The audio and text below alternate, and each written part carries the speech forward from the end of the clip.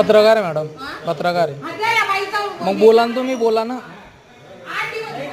15 दिवस झाले मी अर्ज दिला, साहेबांनी तो मंजूर केला. ही बाई म्हणते आज भेटणार नाही, तुम्हाला 2-3 दिवसांनी देणार आहे. विषय काय? पुस्तक काढून द्यायचं. विषय काय? विषय माझं सेवा पुस्तक, मला माझ्या सेवा पुस्तकात काही नोंदी